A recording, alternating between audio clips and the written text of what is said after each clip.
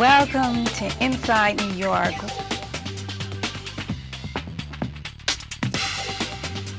That's a great question. Thank you. Hi, this is Shaka Khan, and you're watching Inside New York. And this year's Tony Awards is the biggest night on Broadway.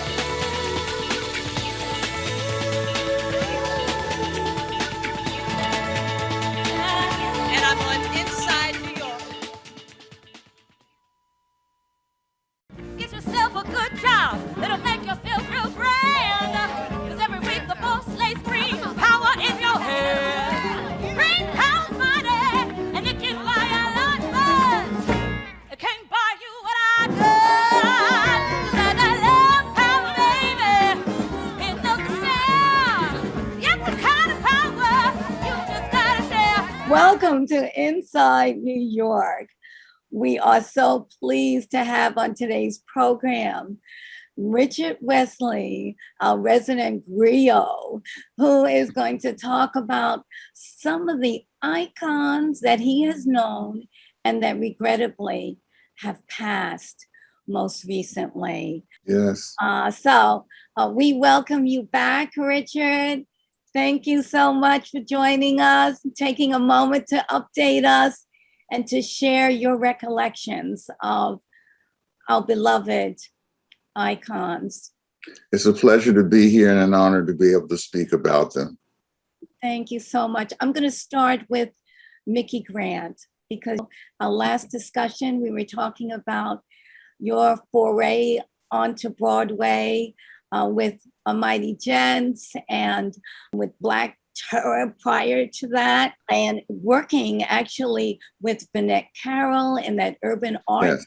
core, which I think was central to how Micki Grant was able to bring Don't Bother Me, I Can't Cope, which he's most noted for. to Yes, Broadway. Micki was. Yes, I think she was kind of like an artist in residence at the Urban Arts Corps. She worked very, very closely with the Arts Corps founder, Vinette Carroll. It's almost like I think I met the both of them at the same time. And Micki was a wonderful and gentle soul, and everybody who was ever around Micki, just embraced her, embraced the idea of being with her, and some of that joie de vivre that she had, it just rubbed off anyone who was around her for any length of time. Yes. Yes, and I should probably introduce her because many still don't know that she was the first woman, not just a Black woman, but the first woman. No, she was the composer, the lyricist, and the book writer for Don't Bother Me, I Can't Cope. And in that capacity, she was the first woman to do so with a play on Broadway. I lay back on my analyst couch and told him what's frustrating me. He said the trouble with you is you can't cope. Then he asked me for a $50 fee. I said, don't bother me. I can't cope. Many people don't know that she was the first woman, and I always like to point out, not just, although that was certainly a great historic feat, that she was a Black woman, but she was the first woman to have the book and the music and lyrics on Broadway. And she also was one of the first persons to have two Broadway shows running simultaneously. I don't know if many people know that, as well as she won the first Grammy for a score for a Broadway musical. So she is definitely someone of many firsts. And a lot of people have suggested that she get everything from a statue to a naming of a theater. There is certainly a lot of seemingly outreach from Broadway to diversify the audiences and the participants. And I hope that they look to her legacy as one of those that they wish to honor. But I'm so pleased to have you discuss her legacy because you were there. Yes, I was in many of the spaces that she was in, and I think my biggest, one of my big regrets would be that I never got a chance to actually work with her. We talked about it, especially during the time that I was at the Frank Severo Writers Workshop. In those early days, when the workshop was located in the Martinique Theater, which was a converted ballroom space, or a ballroom space that was converted into a theater on the ground floor of the McAlpin Hotel, just off of Herald Square. Micki used to come there a lot. She was good friends with the Martinique Theater's artistic director, the former opera singer Hazel Bryant. Right. And so she used to come to all of the Frank Severo Writers Workshop presentations and sessions there. And that was kind of where I first really got to know Micki. She critiqued some of the plays. She interacted with all of the young writers who wanted to speak with her. She was always open and willing to help people. There was a gregariousness about her and an openness about her that was, as I said in a few remarks before we came on the air, it was embracing. That kind of embracing is so uplifting. And I think that was another one of her singular gifts. I think for a lot of artists in my generation of Black theater artists, we were only a couple of years behind Micki. Our primary knowledge of Micki was through her association with the Urban Arts Corps and the way in which she worked with young, new artists, and how open she was, and how and just how willing she was to help with advice, with giving someone a space to perform or to work, and then just the example for her own creative energies. She played multiple instruments. She was as much a teacher as she was an artist. And, I could go on and on about Micki, and I'm sure, Woody King, who has been a guest with you many times, and Woody could tell you any number of, just fantastic stories about Micki, because he interacted with her even more than I did. For years I was uptown in Harlem while Micki was downtown, or I was living, in New Jersey, and Micki was living in New York. So there were times where we didn't see each other for periods and everything. But those times that we did were very, very, very, I think, helpful to me, spiritually and creatively, because that was the kind of person she was. Some mighty low valleys and over mountains hard to climb. But when I look back over my trail, it seems like I'm lucky time. So I gotta keep running. Oh, I gotta keep running. Gotta keep running. Oh, I gotta keep running till I run on. Yes. Well, as I said, I'm so glad you're here to share that, because you were there at that time and you actually experienced, her outreach, which many of us have fortunately experienced in her later years. But to be present when it seemed like the whole Black theater world was, so prominent, and she had had that recent accomplishment of bringing her show with Vinette Carroll as director, to Yes. Broadway. So that was in 1972, and then you obviously brought your show on Mighty Gents, and it's not that you, but I guess it was the Manhattan Theater Club. Well, the Gents, again, it had a very interesting history that touches a little bit on Micki and Vinette Carroll. Yes. The earliest iteration of the Mighty Gents was performed at the Urban Arts Corps. It was a production by the Frank Shavero Writers Workshop. And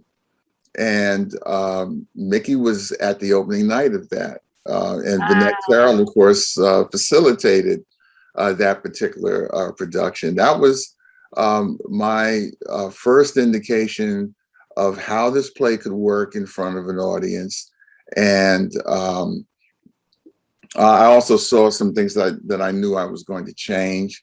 But that production was a workshop production, and I think it was a year.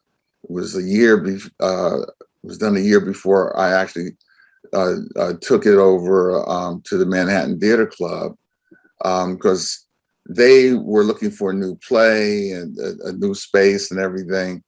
They had a new space, a new performance space, and I brought the play to them. And it was that production. Aspiring playwright. Yeah.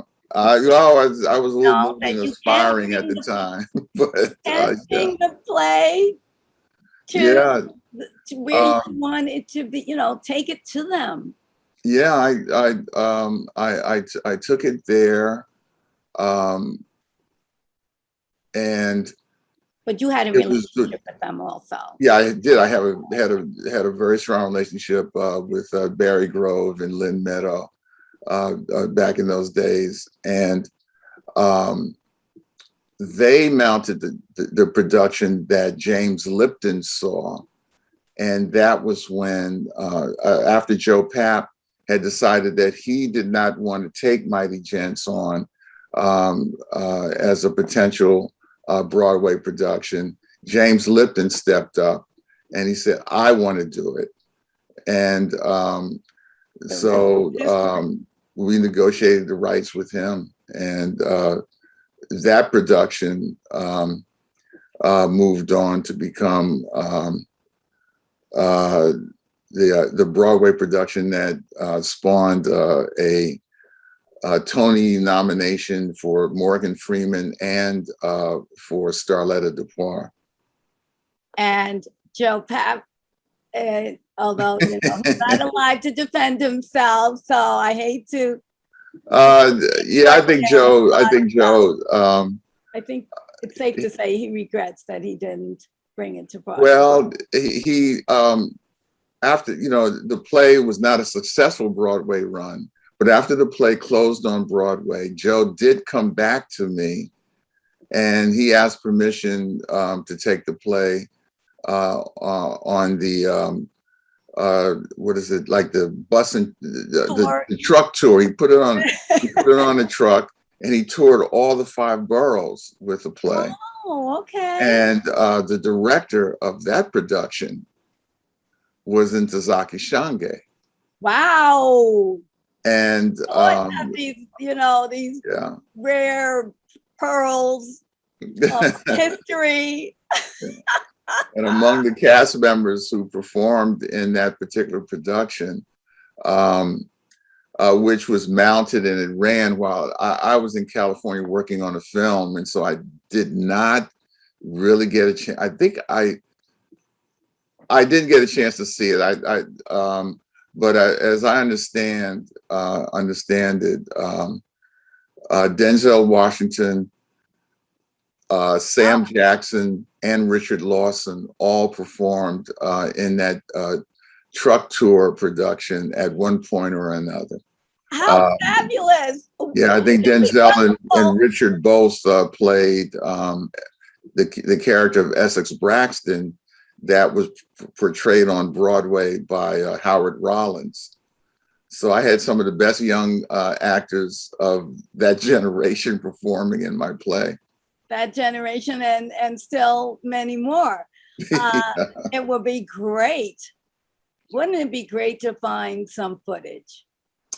I don't know that there's any footage that exists. There may be some footage of the Broadway production in the library at Lincoln Center, because I think someone did come in and shoot that one. So that's the one that would have Howard Rollins and Dorian Harewood and Morgan Freeman and Starletta Dupois and Richard Gant and Brent Jennings and Mansour Najiullah and the wonderful Frank Adu. That cast, I think, actually is on film, performing or videotape rather, performing the Mighty Gents. The truck tour that Intozaki directed, I don't think anything exists of that production except some programs and maybe some still photos that are in the archives at the Public Theater. All right, well, we're gonna have to research that. Yeah. With, as I've said, and I know that people do still perform and present this production around the country, theaters. But yes, yeah, every now and then I get royalty checks still for productions of the Mighty Gents. And I know that any number of young actors in the years since the Broadway run in the late 1970s have used monologues.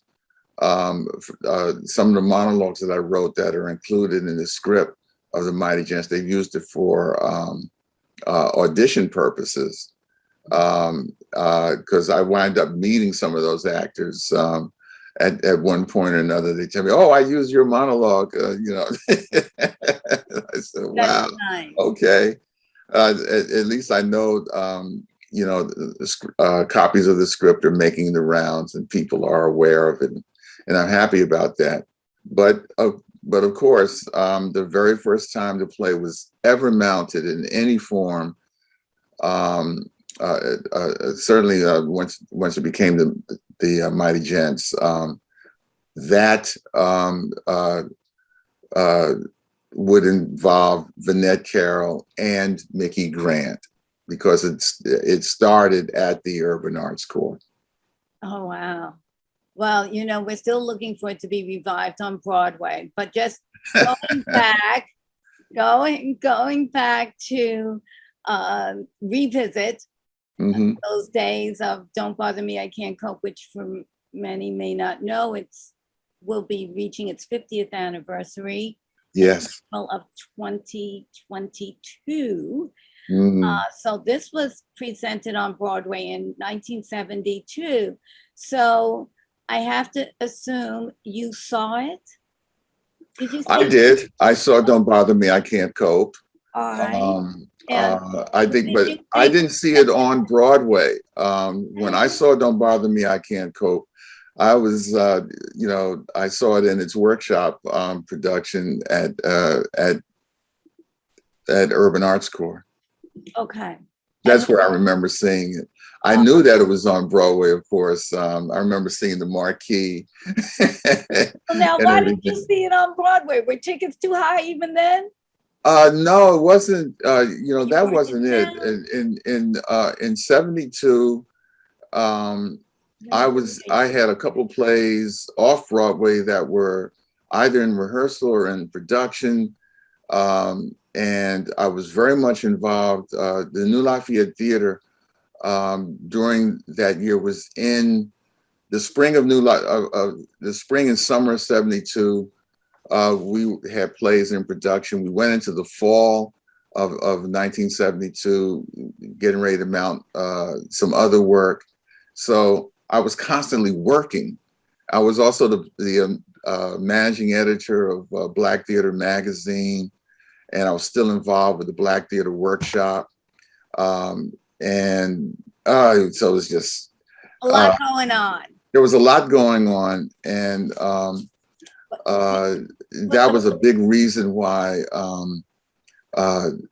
going, like, I had seen Don't Bother Me, I Can't Cope off Broadway. So I felt that I could take my time, going to see it on Broadway.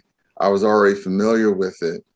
And I was always running into Micki, at other venues and talking with her and everything. So there wasn't this like pressure on me to go and see Don't Bother Me, I Can't Cope. Like it is now. Yeah, and of course now it can only be like, speaking of this fall season, it's like you blink your eye and yeah, I want to see it now. It's been years. I haven't seen it. I haven't seen any of the subsequent productions of Don't Bother Me, I Can't Cope since those early years, 50, 51 years ago. So this would be something, it would be a wonderful, cherished memory for me. And, we're coming up on another Broadway 50-year celebration when we speak about Ain't Supposed to Die a Natural Death. Yes. Which also opened in that space that Don't Bother Me, I Can't Cope occupied. Such an exciting time.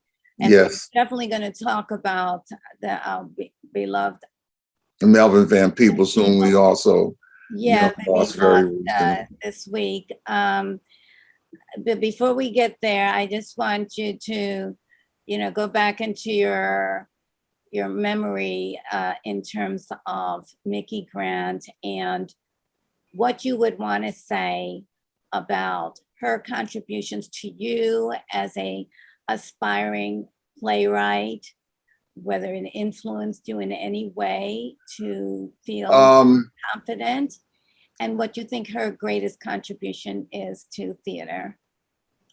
Well, I think her effect on me personally was I wanted to emulate her work ethic.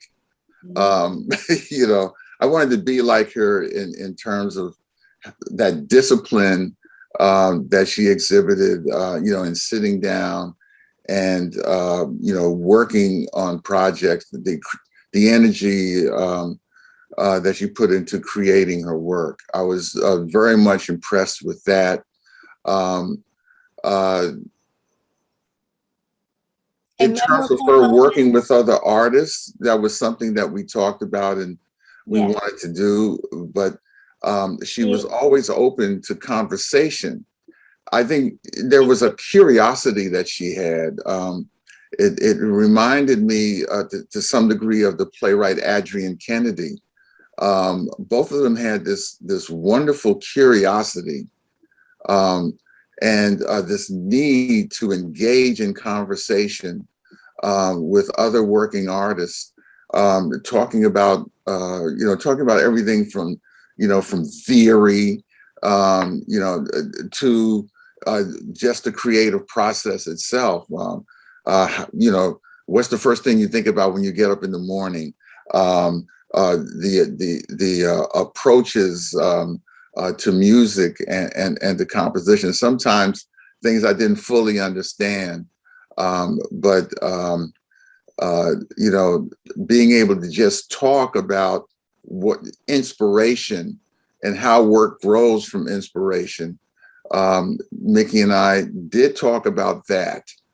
I always came away from conversations with her with a smile on my face, feeling a little bit better than I did before I engaged in conversation with her. In terms of her overall impact on American theater, I think her place in history, is going to be very well established because people will, the one thing that can never be forgotten or erased or somehow pushed over to the side is that as a woman, she was the first woman to be, to have a Broadway production that was written, the music composed by, the lyrics developed by that one woman, Micki Grant. She did that before any other woman in American theater history. Don't Bother Me, I Can't Cope, composed and written by Micki Grant. My goodness, if it hadn't been for Vinette, Micki probably would have directed it herself. So she would have been all over that thing. But she was the first woman who was so recognized as both, the book writer, the lyricist, and the composer of a Broadway show. Grammy Award winner as well.